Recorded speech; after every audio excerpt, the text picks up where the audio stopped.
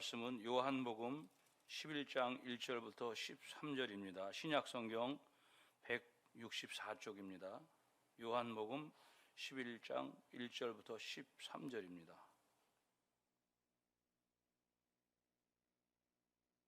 신약성경 164쪽입니다. 다 찾으신 줄로 믿고 우리 함께 교독하겠습니다. 어떤 병자가 있으니 이는 마리아와 그 자매 마르다의 마을 베다니에 사는 나사로라.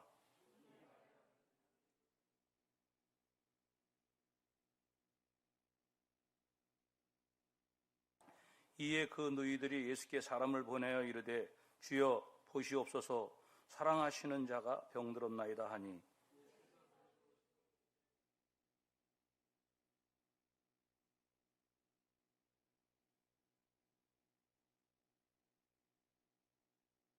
예수께서 본래 마르다와 그 동생 나사로를 사랑하시더니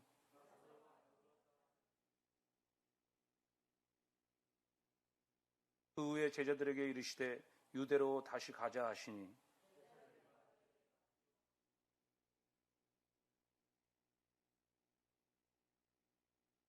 예수께서 대답하시되 낯이 12시간이 아니냐. 사람이 낮에 다니면 이 세상의 빛을 보므로 실족하지 아니하고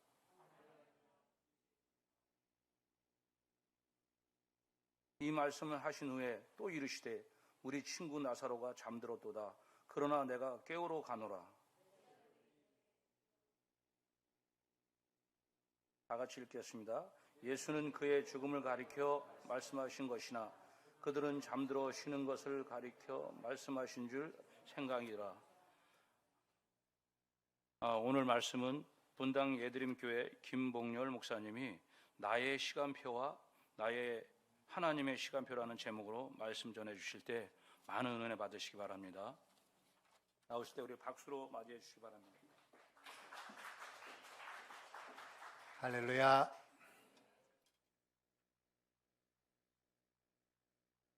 기쁨의 교회가 항상 하나님의 은혜 가운데서 성장해 나가고 있음을 생각할 때마다 하나님께 감사를 드립니다. 특별히 좋은 목사님, 사모님 보내시고 또 교우들이 또 서로 만나서 하나님의 나라 확장을 위해서 열심히 일하고 계시는 모습이 저로서 얼마나 참 가슴 뿌듯하고 자랑스러운 일이 모르겠습니다. 우리 목사님과 함께 제가 여러 해 같이 주님의 교회를 섬기면서 우리 마 목사님의 그 뭐랄까요, 숨김없는 그 모습, 꾸밈이 없는 모습, 이게 참 좋지 않습니까? 목사님의 얼굴에 항상 웃는 모습이 있고 그 웃는 모습으로 사람들을 대하는 모습이 모든 사람들에게 감동을 주는 줄을 믿습니다. 그렇게 되어지는 데는요, 아무리 웃음이 많은 사람이라도 다가오는 사람이 그 웃음을 빼앗아 버리면 웃음이 나타나지가 못하게 되죠. 여러분들이 서로 좋은 또 관계를 유지하시면서 교회를 섬겨 나가시는 것들이 있기 때문에 그게 가능한 줄을 믿습니다. 감사를 드리고요. 오늘 또 저를 이렇게 청해서 말씀을 전할 수 있도록 해주셨는데 우리가 말씀을 통해서 하나님의 은혜를 함께 나누기를 원합니다. 먼저 한번 기도하고 우리 말씀 나누십시다.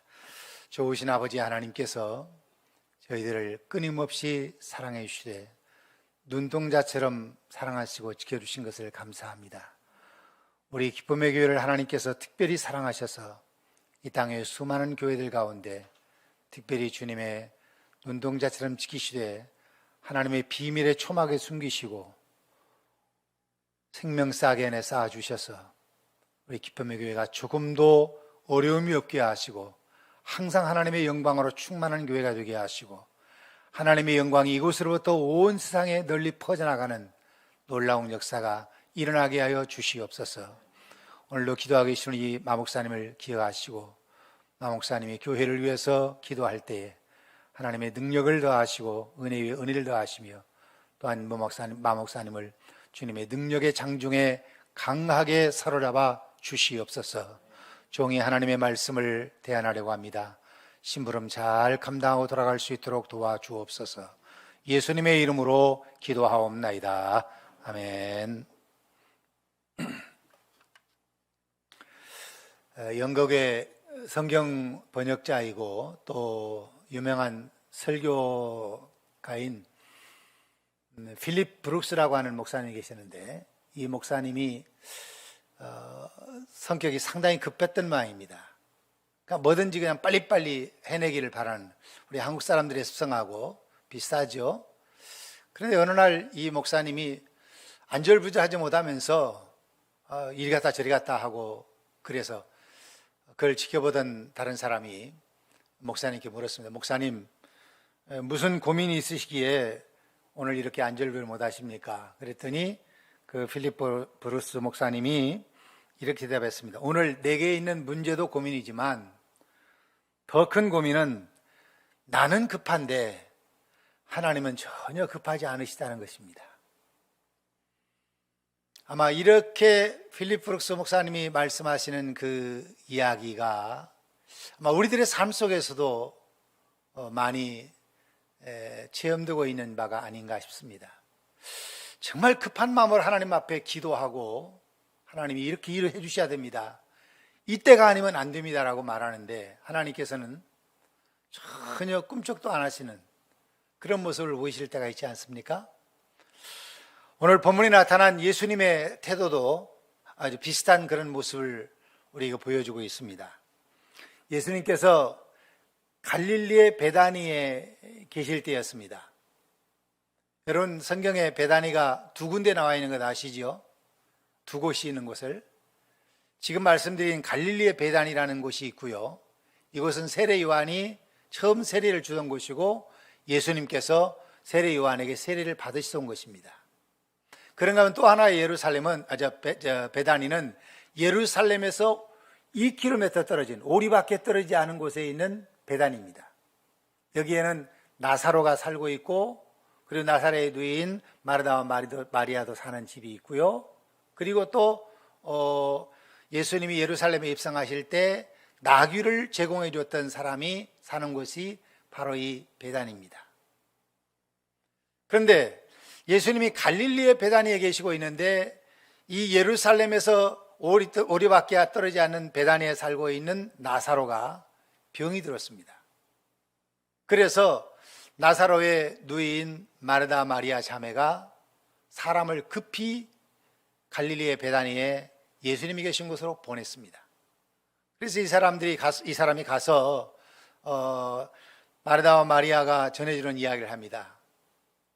사랑하시는 주님께 사랑하시는 자가 병들었습니다 라고 이야기합니다. 가서 그 이야기를 전해주었을 때 그 이야기를 들으신 예수님께서 뭐라고 어떻게 반응하셔야 할까요? 그래? 병들었다고? 알았어, 내가 가서 조져야지, 빨리 가자. 그리고 서둘러서 베다니로 오셔야 할 것 같은데 그러지 않으셨습니다. 마르다와 마리아는 사람을 보낼 적에 아마 이런 계산을 했으면 모릅니다. 예루살렘 옆에 베다니에서 갈릴리의 베다니까지의 거리는 42km 떨어져 있습니다. 그러니까 42km 떨어진 거리는 백리가 조금 넘죠. 그런데 보통 유대인들은 더운 지방이기 때문에 빨리 걷지를 못하니까 빨리 가도 하루에 한 32km, 보통 한 80리 정도밖에 가지 못하는 그런 그 시간적인 계산을 합니다. 그렇다면 42km면 하루가 더 걸리는 거죠. 그래서 하루가 더 걸린다. 그 다음에 예수님께서 그 소식을 들으시고 바로 출발하시면 또 하루가 더 걸려서 적어도 3일 만에는 오시지 않겠는가. 이렇게 마르다와 마리아가 시간 계획을 짜고 사람을 급히 보냈을 것입니다. 그런데 예수님께서 빨리 출발하지 않으시고 그 소식을 들으시고 난 다음에 이틀을 더 계셨습니다. 이틀을 더 계시고 나면서 출발하실 적에 뭐라고 예수님 말씀하시냐면 내 친구 나사로가 잠들었다 그럽니다. 친구 나사로가 잠들었다. 예수님이 사랑하시는 자인 나사로가 잠들었다. 그래서 옆에 있는 사람들이 병들었다가 잠이 들었으면 이제 낫겠네요, 이렇게 이야기했지만 예수님이 말씀하신 잠들었다는 말은 바로 죽었다는 말과 같은 것입니다. 그게 죽었다는 거죠. 예수님께서는 나사로가 죽은 다음에 그 베다니에 출발해서 예루살렘 곁에 있는 베다니, 나사로가 살고 있는 집까지 오셨는데, 그때 도착해서 보니까 이미 나사로는 죽은 지 나흘이나 됐었다는 겁니다. 그러니까 이틀이 걸려서 이제 베다니에 오신 것이라고 보죠. 더구나 나사로는 죽고 난 다음에 장사가 되어서 나사로의 시신이 완전히 부패되어져 있는 그런 상태였습니다. 마르다와 마리아의 시간표로는 예수님이 바로 오셔서 이틀이면, 아마 빨리 오시면 이틀 아니면 사흘이면 오실 것 같은데, 그 오시기 전에 예수님은 자기 오라버니 나사로는 죽었고요. 사흘이면 올 것 같은데 예수님은 더 많이 시간이 걸리셔서 닷새가 넘게 걸렸잖아요. 병들었다는 이야기를 들으시고 이틀을 더 계셨다가 출발하셨고 그랬으니까요. 그러니까 이 마르다 자매의 그 시간 계산과 시간 계획표와 예수님의 시간 계획표는 분명히 다르다는 걸 알 수 있습니다. 그러면 예수님은 다른 일 때문에 하는 수 없이 이틀을 더 계셨다가 마르다의 집에, 나사로의 집에 찾아오셨느냐? 그러지 않고 예수님은 나사로가 죽기를 기다리셨다가 오신 것으로 그렇게 성경은 말하고 있습니다. 왜냐하면 예수님이 나사로의 일로 인해서 영광을 하나님이 받으시도록 하기 위해서 일부러 이틀을 더 유하셨다고 볼 수 있으니까요. 사랑하는 여러분, 여러분이 어떤 일들을 계획하고 시간표를 짜놓고 진행하려 할 때에 그대로 착착착 다 잘 되어 갑니까? 그렇다면 참 축복받으신 분이고요, 행복한 분이고요. 그런데 그러지 않을 경우들이 더 많지 않습니까? 나는 이렇게 해서 이렇게 될 것 같다 생각하는데 그게 아니고 전혀 생각지 않은 시간으로 자꾸 미뤄져 가는 그런 경우들을 보고 나중에서야 일이 이루어지는 것을 여러분들이 많이 겪어보지 않으셨습니까? 예수님이 왜 그럼 시간 계획을 그렇게 뒤로 미루시고 나사로가 죽을 때까지 기다리셨을까요? 그것은 예수님만이 갖고 계시는 분명한 의도가 있습니다. 어떤 의도였을까요? 오늘 성경 말씀에 보면 4절 말씀 보니까 예수님께서 나사로가 병들었다는 이야기를 들으시고 말씀하실 때 이렇게 말씀하셨습니다. 이 병은 죽을 병이 아니라 하나님의 영광을 위하며 하나님의 아들이 이로 말미암아 영광을 받게 하려 함이라 하시더라. 여기 죽을 병이 아니라는 말은 아예 죽지 않는다는 이야기가 아니라 그가 다시는 더 살 수 없이 죽어버릴 것이라는 그런 의미거든요. 예수님은 나사로를 살리실 것을 이미 계획을 하시고 그 나사로를 살리심으로 해서 하나님이 영광을 받으시고 그리고 당신 스스로가 하나님의 아들로 인정받는, 다른 사람들에게 하나님의 아들로 드러내시기 위한 이런 목적을 가지시고 그렇게 시간 계획을 세우신 것입니다. 이렇게 볼 때에 우리의 시간표로 되어지지 않는 것이 불행이라고 생각할 수는 없습니다. 나사로의 경우에 있어서는 오히려 죽었다가 예수님이 그를 살려내심으로 인해서 살아난 것 때문에 나사로의 삶을 통해서 다른 사람들에게 더 큰 영향을 끼칠 수가 있었어요. 요한복음 12장에 보면 그런 말씀이 있습니다. 나사로 때문에 많은 유대인들이 예수를 믿게 되더라 그럽니다. 12장 11절에 보면 나사로 때문에 많은 유대인이 가서 예수를 믿음이로라 그랬습니다. 나 때문에 누가 많은 사람들이 예수를 믿게 된다면 영광 아니겠습니까? 내가 어떤 어려움을 잠깐 벗어남으로 인해서 내가 다른 사람들로부터 당신 참 잘 됐군요 당신 도와주셨군요 하고 하는 것보다 내가 정말 빠져나올 수 없는 궁지에 몰려있는데 하나님의 특별한 기적으로 인해서 나를 도와주셨다 그랬을 때 그 이야기를 들은 사람들이 누가 더 감동을 받고 누가 더 하나님을 의지하게 될 것 같습니까? 두 번째 경우 아니겠습니까? 나사로 경우 마찬가지예요. 나사로를 찾아오신 예수님이 이미 죽은 지 나흘이나 됐기 때문에 나사로가 무덤에 장사되어져 있었습니다. 예수님께서 나사로의 무덤으로 가자고 말씀하십니다. 그래서 마르다도 마리아도 따라 나섰습니다. 나사로의 집에 와서 조문하고 있던 많은 위로하고 있던 사람들이 같이 따라 나서서 나사로의 무덤에 갔습니다. 무덤 앞에 이르렀을 때 무덤문을 제껴놓으라고 예수님 말씀하십니다. 그때 무덤문을 제껴놨을 때 마르다가 예수님께 이런 말씀을 드립니다. 주여, 죽은 지가 이미 나흘이나 되었음에 냄새가 납니다. 그냥 어떤 쓰레기에서 나는 냄새 같은 냄새가 아니라 시체 썩는 냄새는 정말 맡기 곤란하지 않습니까? 그런 냄새를 맡은 겁니다. 예수님도 그 냄새를 맡으셨겠죠.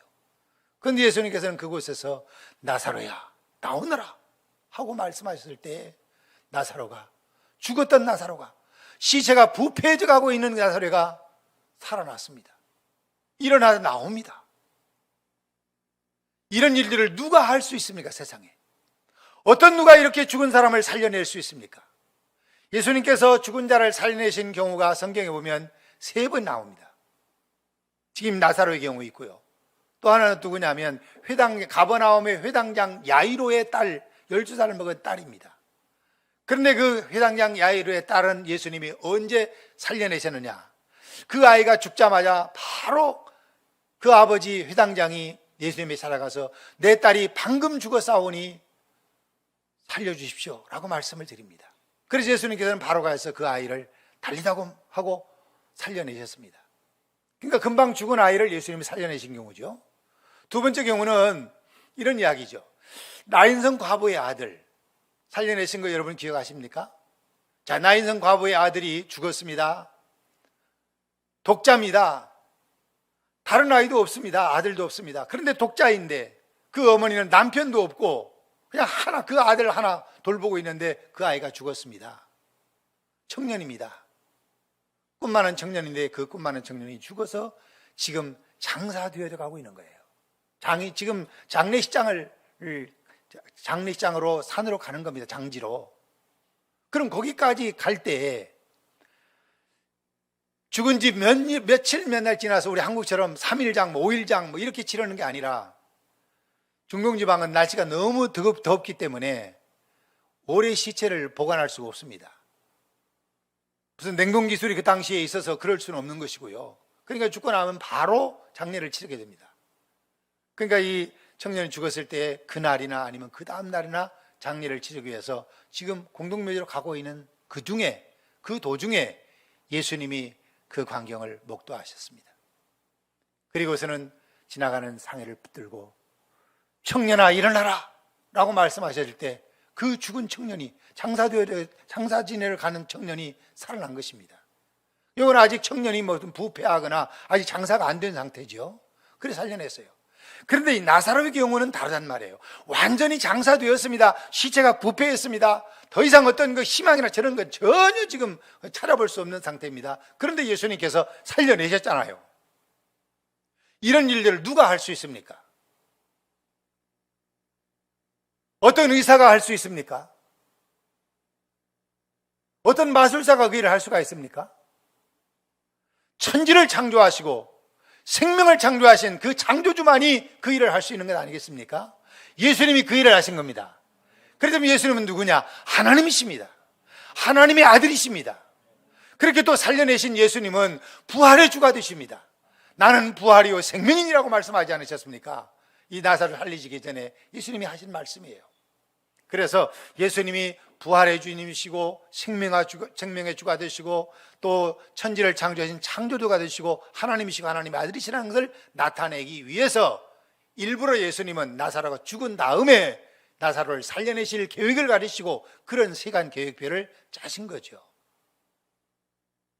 자, 이렇게 이제 그 시간 계획표를 짜놓고 그 시간 계획표에 따라서 살아가야 할 삶이 바로 우리의 삶입니다. 내가 계획을 세우지만 그러나 내 계획대로 되어야 된다고 고집하지 말고 하나님의 계획표대로 되어지는 것이 하나님께는 더 큰 영광이요 우리에게는 더 큰 유익이 된다는 사실을 믿으시기를 바랍니다.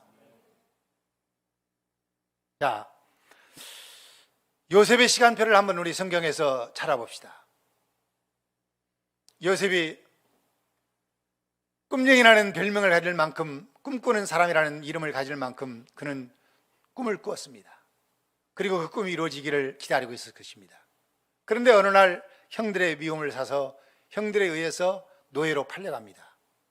애굽의 시위대장인 보디발의 집에 노예가 됐습니다. 이랬을 때 요셉의 마음속에 얼마나 큰 갈등이 생겼을 것 같습니까? 나에게 준 꿈이 이거 실제로 이루어질 꿈인가? 개꿈이 아니었던가? 이런 여러 가지 생각을 했을지 모릅니다. 그러나 하여튼 그 보디발의 집에서 요셉이 충실하게 일을 감당합니다. 그런데 어느 날 주인 하나님의 성적인 유혹을 뿌리치는 바람에 오히려 누명을 쓰고 감옥에 갇히게 됐죠. 감옥에 갇혔어도 그는 성실하게 주요 생활을 잘 감당하면서 오히려 간수의 일을 도를 봐주는 그런 일을 했습니다. 도와주는 일을.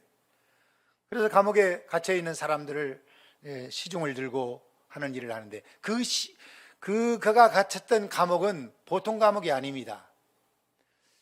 이 지도자급에 있는 사람들이 갇히는 감옥이었습니다. 그래서 거기에 감옥에 들어와 있는 사람들 중에 바로의 술을 따라서 바로에게 술을 따라서 바치는 그런 술 맡은 관원장이 있고요. 또 떡 맡은 관원장도 있었습니다. 그런데 그 두 신하가 동시에 꿈을 꾸고 한날 꿈을 꾸고 고민하고 있는 것을 보고 요셉이 그 꿈 이야기를 듣고 해석해 줍니다.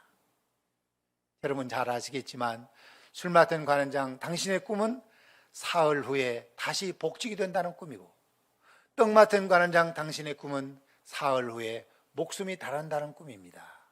그랬습니다. 그러면서 사흘 후에 복직이 될 사람인 술 맡은 관원장에게 특별히 청탁을 합니다. 뭐라고 청탁하냐면, 나는 이곳에 들어올 만한 죄를 지은 사람이 아닙니다. 나는 전혀 죄를 짓지 않은데 억울한 누명을 쓰고 들어왔습니다. 그러니 복직이 돼서 나가시거든 바로 왕에게 말씀을 잘 좀 드려서 나를 여기서 추록할 수 있도록 좀 해주십시오. 그랬을 때에 그 술 맡은 관원장이 알았노라고 대답을 했던 것 같아요. 왜냐하면 이 술 맡은 관원장이 요셉이 한 말을 나중에 2년 후에 기억하게 되는데, 나중에 그 2년 후에 기억할 때까지 잊고 있었더라라고 하는 그런 말씀이 창세기 40장 맨 마지막 절에 기록이 되어 있는 걸 보죠. 어떻든 간에 요셉은 술 맡은 관원장이 출소해서 나가고 복직이 될 때에 그대로 됐어요. 꿈 해석해 준 대로. 그래서 복직이 돼서 나갈 때 요셉의 마음속에 여러 가지 시간 계획표를 짰을 것입니다. 이분이 나가면 내가 부탁했던 대로 한 사흘 후에 바로 내가 추록이 되든지, 아니면 한 열흘이 뒤에서 되든지 한 달 안에는 추록이 되지 않을까? 이런 생각을 했을지 모릅니다. 그런데 이 술 맡은 관원장이 석방되고 난 다음에, 다시 복직이 되고 난 다음에 사흘이 돼도 닷새가 돼도 열흘이 돼도 한 달이 돼도 석 달이 지나도 1년이 지나도 아무 소식이 없습니다. 요셉은 자기의 시간표에 전혀 어떤 이루어질 가능성이 없다는 사실을 알게 되고 사람에게 대한 한없는 배신감을 느꼈을 것입니다. 내가 그렇게 부탁했고 또 그렇게 들어주겠다고 이야기했으면서도 아무런 조짐이 없다니, 왕이 혹시 나에 대한 이야기를 듣고 전혀 마음이 움직여지지 않아서 그랬을까? 이런 생각을 했을지도 모르죠. 어쨌든 요셉이 세운 시간표는 완전히 어그러졌습니다. 그런데 2년이 지나서 바로 왕이 꿈을 꾸고 난 다음에 꿈 때문에 고민하는 이야기를 듣고 술 맡은 관원장이 무엇 때문에 고민하십니까? 했을 때 내가 이러이러한 꿈을 꿨는데 도무지 무슨 꿈인지 그게 뭘 의미하는지 앞으로 어떻게 될 것이라는 것인지 모르겠다 그랬더니 제가 2년 전에 감옥에서 꿈을 꾸었을 때 그때 저에게 해석해 준 소년이 하나 있었습니다. 근데 그 꿈은 해석대로 됐거든요. 그럼 그 친구를 한번 불러와 할까요? 그럼 꿈 해석을 임금님께서 꿈을 알아맞지 않을까요? 그래 불러오느라 그래 데려왔습니다. 그래서 이야기를 했더니 요셉이 꿈 해석을 합니다. 앞으로 7년 동안 대풍이 될 것이고 바로 이어서 7년 대흉년이 시작될 겁니다. 그러면 7년 동안 대풍이 들었을 때에 곡식을 많이 모아뒀다가 흉년이 시작될 때 그때 조금씩 방출을 하면 아마 애굽 국민들이 어려움이 없이 살게 될 것입니다. 이야기를 듣자 바로 왕이 이렇게 지혜 있고 똑똑한 사람을 내 밑에 두면 내가 다스리는 이 나라가 평안한 나라가 되지 않겠냐 하는 생각이 들어서 바로 그날 요셉을 애굽의 총리로 세우죠. 거기서 끝나지 않았습니다. 7년 대풍이 끝나고 나는데 흉년이 시작됐을 때 그때 요셉의 형들이 애굽에 곡식이 많이 있다는 이야기를 듣고 애굽으로 찾아왔습니다. 그리고서 애굽의 총리 앞에 곡식을 좀 양식을 좀 사러 왔으니 달라고 엎드려 절하는 이런 일이 벌어졌습니다. 요셉의 꿈이 이루어진 거죠. 이게 하나님의 시간표입니다. 이게 바로 하나님께서 세우신 시간표입니다. 술 맡은 관원장이 2년 동안 깨끗이 잊어버리고 바로가 꿈을 꿀 때까지 잊어버리고 있다가 바로가 꿈을 꾸고 난 다음에 괴로워하는 모습을 보고 요셉을 불러내서 바로의 꿈을 해석해 줄 수 있도록 하는, 그래서 애굽의 총리가 되도록 만드는, 그래가지고 그 형제들이 찾아와서 엎드려 절하게 하는, 이게 바로 하나님이 세우신 시간표예요. 자, 어떤 게 낫겠습니까? 요셉이 세운 시간표대로 되는 게 좋았겠습니까? 아니면 하나님이 세우신 시간표로 되는 것이 더 좋았겠습니까? 요셉이 세운 시간표대로 되었더라면요 이렇게 되었을 것이에요. 아마 술 맡은 관에 나가서 아마 바로 나가자마자 기분이 너무 좋으니까 요셉에 대한 이야기를 할 생각도 잊어버리고 며칠 지났다가 그놈이 나한테 그 특별히 부탁했는데 바로 임금님, 제가 이 감옥에 있을 때 거기에 전혀 잘못이 없다고 이야기하는 히브리 소년 하나 만났는데 그 소년을 풀어주는 게 어떻겠습니까? 그래서 풀려났다고 칩시다. 그러면 바로 이 요셉이 어디로 가야 되는지 아십니까? 바로의 궁궐로 가는 게 아니라 보디발의 집으로 도로 가야 됩니다. 왜냐하면 노예는 그 노예 주인에게 죽을 때까지 속해지거든요. 그 노예를 팔아먹지 않는 한 그 노예 주인의 집에서 평생도록 노예로 살아야 됩니다. 그러니까 감옥에서 나왔다고 그러면 다시 그 보디발의 집으로 들어가서 노예 생활을 해야 되는 것이죠. 자, 그렇다면 여러분, 요셉의 꾼 꿈대로 되었다면 더 좋았을까요? 아니면 하나님의 세우신 그 시간표대로 되었다면 더 좋았을까요? 요셉이 세운 시간표대로 된 것은 요셉에게 잠깐 동안 유익을 줄 수밖에 없을 것이었고, 하나님이 세우신 시간대로 되어지는 것이 요셉에게 가장 행복한 일 아니었겠습니까? 그러므로 우리가 어떤 시간표를 작성하고 하나님의 시간표에 맞춰서 내 시간표를 맞춰가는 것이 옳은 일이고요, 하나님의 시간표는 어떻든지 간에 그건 다 묵살하고 내가 원하는 대로 내가 바라는 시간에 이런 일들을 이루십시오라고 이야기하는 것은 그것은 어리석은 일일 수 있습니다. 별로 유익이 안 될 수 있다는 거죠. 그 하나님의 시간표대로 살려고 몸부림치며 애쓴 사람이 하나 있습니다. 바로 다윗입니다. 다윗도 참 고통을 많이 겪은 사람입니다. 그래서 시편 13편 1절에 보면 여호와여 어느 때까지니까, 여호와여 어느 때까지니까 라고 부르짖는 그런 장면을 보게 됩니다. 그만큼 고통스러웠던 거죠. 그럼을 불구하고 다윗은 하나님의 시간에 맞춰서 살아보려고 무척 애쓴 사람이에요. 사무엘하 6장에 보면 무슨 이야기가 나오냐면 다윗이 블레셋의 침략을 받습니다. 다윗이 다스린 나라 유다가 침략을 받아요. 유다 나라가 침략을 받는데 왜 블레셋이 침략했냐면 다윗이 사울의 뒤를 이어서 왕이 됐다 하는 이야기를 듣고 이거는 초장에 잡아야 된다. 그래서 블레셋이 이스라엘을 침략을 했습니다. 그랬을 때 침략했을 때 다윗이 하나님 앞에 묻습니다. 하나님, 저 블레셋 사람들이 바알바라심으로 올라왔는데 나가서 싸울까요 말까요? 근데 하나님께서 가서 맞서 싸워라. 그래 바로 가서 맞서 싸워서 이겼습니다. 블레셋이 퇴각을 했어요. 다시 전열을 정비하려고 또다시 똑같은 곳으로 또다시 침략을 해왔습니다. 그랬을 때 우리 같으면 우리의 시간표대로 하면 바로 나가서 맞서서 싸워서 승리를 장취하고자 하는 그런 그 시간표를 가지고 났을 것 같은데 다윗은 그때 또 하나님께 묻습니다. 하나님, 블레셋이 또 쳐들어왔습니다. 어떻게 해야 할까요? 가서 싸울까요? 아니면 좀 기다릴까요? 좀 기다렸다가 뽕나무 위에서 사람 걷는 발걸음 소리가 나거든. 뽕나무 숲에서 사람 걷는 이 발걸음 소리가 나면 그때 침략 쳐라. 다윗은 그대로 쳤어요. 이게 바로 하나님의 시간표대로 맞춘 거 아니겠어요? 자기 시간표대로는 바로 오자마자 또 반격을 하고 그랬을 것 같은데 하나님께서 기다렸다가 하라 하고 말씀할 때 그랬죠. 또 다윗은 사울 왕에게 엄청난 그 미움을 당했습니다. 다윗의 인기가 높아졌다고 하는 것 때문에 사울이 다윗을 제거하려고 별별 짓을 다 하죠. 뭐 이스라엘 온 지역을 다 이를 잡듯이 샅샅이 뒤지면서 다윗을 찾느라고 애를 썼으니까요. 그런데 그때마다 다윗은 피난을 도망칩니다. 피해갑니다.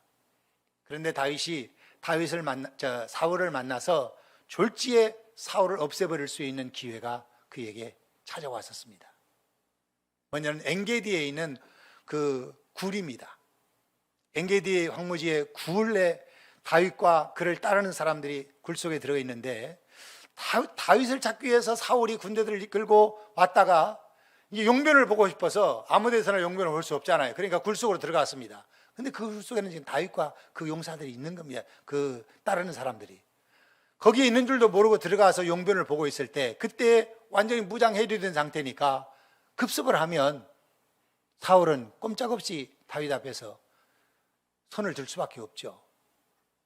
그런데 다윗은 전혀 그러지 않았습니다. 두 번째는 하길라 산 앞에 길거리에 다윗을 찾던 사울과 그 군대들이 진을 치고 야영을 합니다. 그러다가 잠이 들었습니다. 왕도 잠이 들고 보초설 사람들도 다 잠들고 전체가 다 깊이 잠이 들어서 다윗이 하길라 산에서 내려와서 그 사울이 있는 곳으로 갑니다. 그 뒤에 누가 따라왔냐면 아비새라는 사람이 같이 따라왔어요.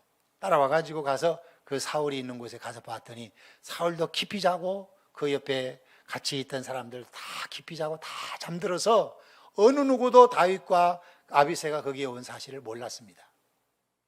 그래서 거기서 다윗이 물병과 창만 가지고 가죠.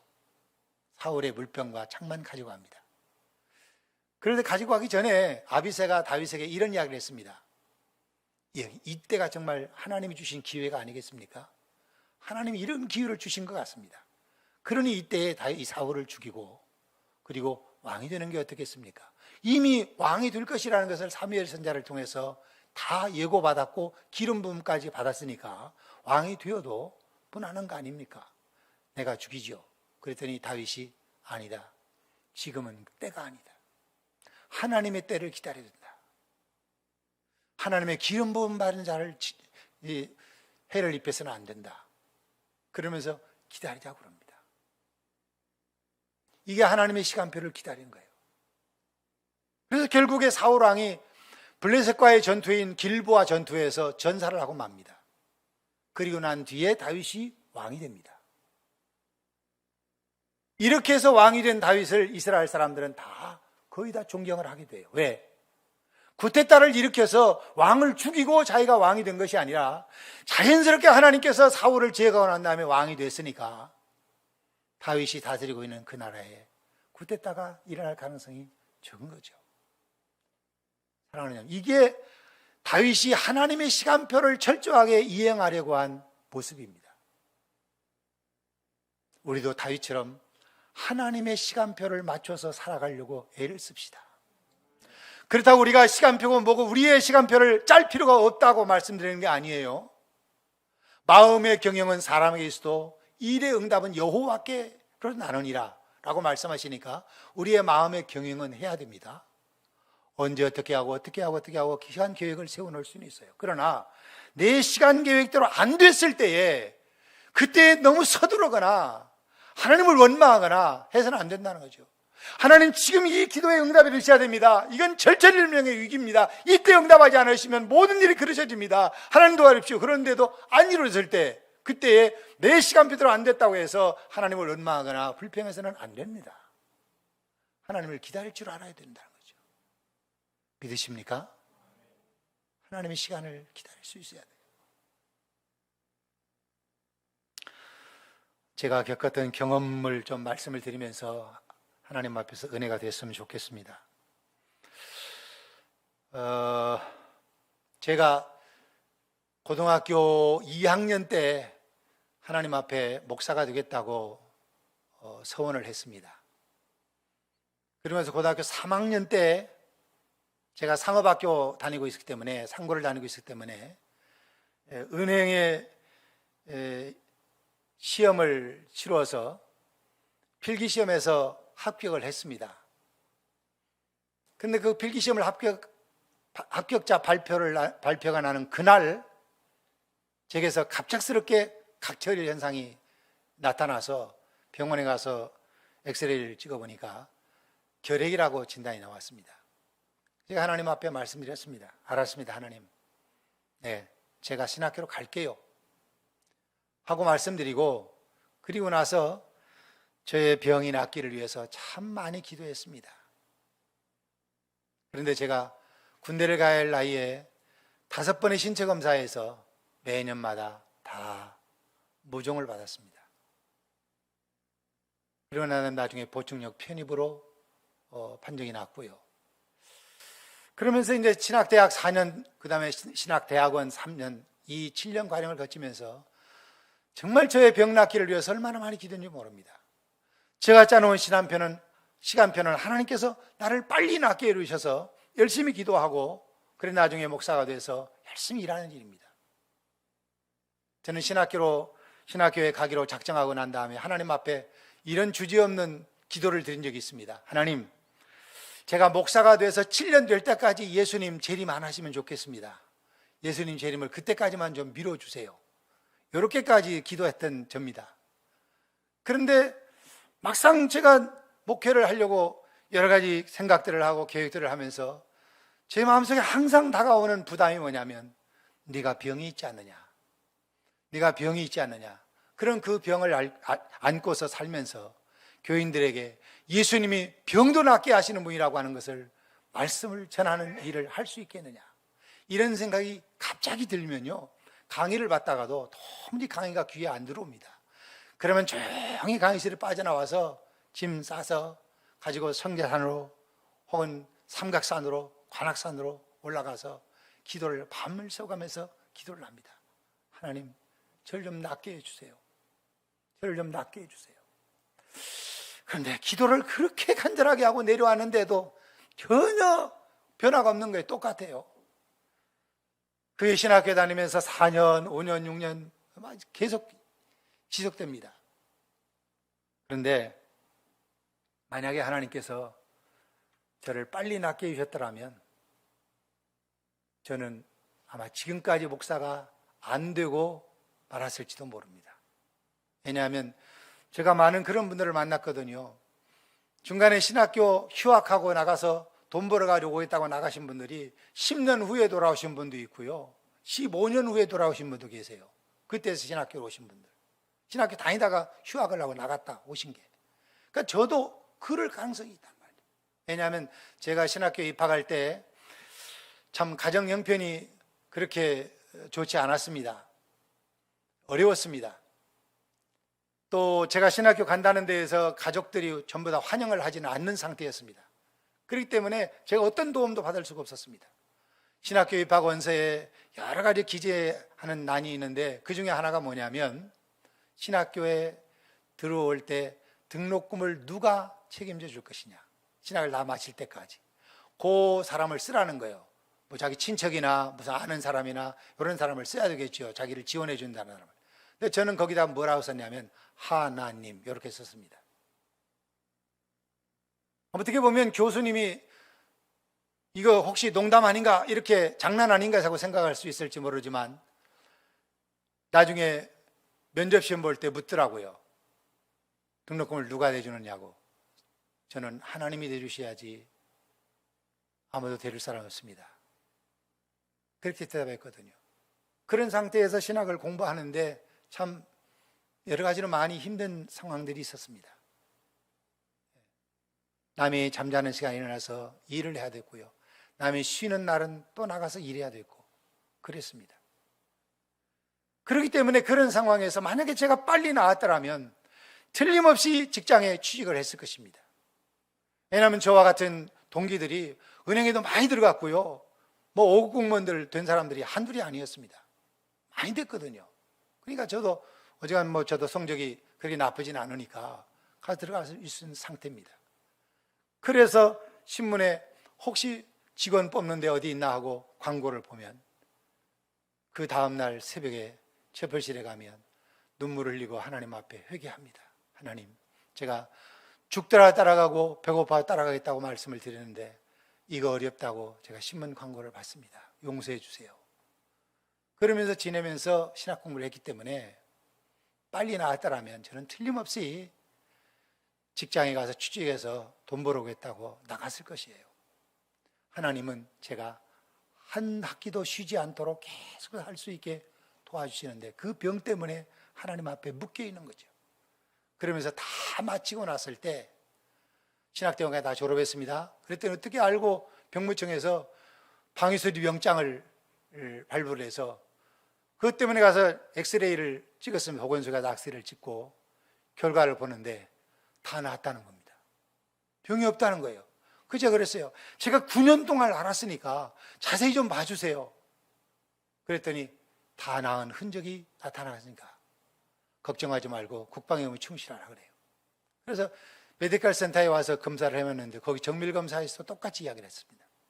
그래서 제가 그때 깨달은 게 뭐냐면 하나님이 내가 처음에 결에 걸려서 하나님께 간절히 매달릴 때 하나님 제작한 시간 계획표는 내가 신학 공부를 다 마칠 때 그때 너를 낫게 해주마 라고 하는 시간 계획표를 가지시고 나에게 약속오음을 주셨던 거구나. 그래서 신학교를 다 졸업하고 나니까 그 약속오음을 건강이라고 하는 현금으로 바꿔주신 거다. 이렇게 생각하고 깨달았습니다. 여러분, 저희가만 하나님은 그렇게 하시는 게 아닙니다. 여기 앉아 계신 여러분들 모두에게도 하나님은 그렇게 하실 수 있는 하나님이심을 믿습니다. 그렇기 때문에 여러분들의 시간표대로 안 된다고 너무 망설이지거나 두려워하거나 떨거나 원망하거나 좌절하지 마시고 하나님의 시간표에 내 시간표를 맞춰가면서 하나님이 원하시는 대로 하세요라고 하나님께 말씀드릴 때 하나님 우리에게 더 유익하게 하실 것입니다. 내가 바른 대로 하는 것보다 하나님이 원하시는 대로 하는 것이 하나님께는 더 큰 영광이요 우리에게 더 큰 유익이 되는 줄을 믿습니다. 로마서 8장 28절은 이렇게 말씀하죠. 우리가 알거니와 하나님을 사랑하는 자 곧 그 뜻대로 부르심을 입은 자들에게는 모든 것이 합력의 선을 이루니라. 이게 하나님께서 세우신 시간표를 운영하시는 운영 방침입니다. 우리도 하나님의 그 시간표 운영 방침에 따라서 살아가는 우리 모두가 될 수 있기를 바랍니다. 함께 기도하겠습니다. 여러분들이 지금까지 살아오시면서 여러분이 원하는 시간에 안 이루어 주신다고 하나님 앞에 불평하거나 원망하거나 한 일이 있다면 이 시간에 회개합시다. 그리고 이제는 하나님의 시간에 맞춰서 살겠습니다라고 말씀드립시다. 우리 조용히 하나님 앞에 소리내어 기도하도록 합시다. 하나님, 우리 아버지께서 우리를 사랑하시고 여기까지 인도하신 것을 감사합니다. 하나님의 말씀을 따라 살아가는 우리 모두 될 수 있도록 도와주시고 기도에 맞춰서 살아가는 자를 볼 수 있도록 도와주옵소서. 주님, 우리가 힘들다고 아버지 하나님 앞에서 원망하고 자성을 내고 내가 원하는 대로 해주지 않는다고 해서 하나님 앞에 불평하는 모든 것 용서하시고 이제 하나님이 원하시는 대로 내가 맞춰 살아가겠다는 결심을 가지고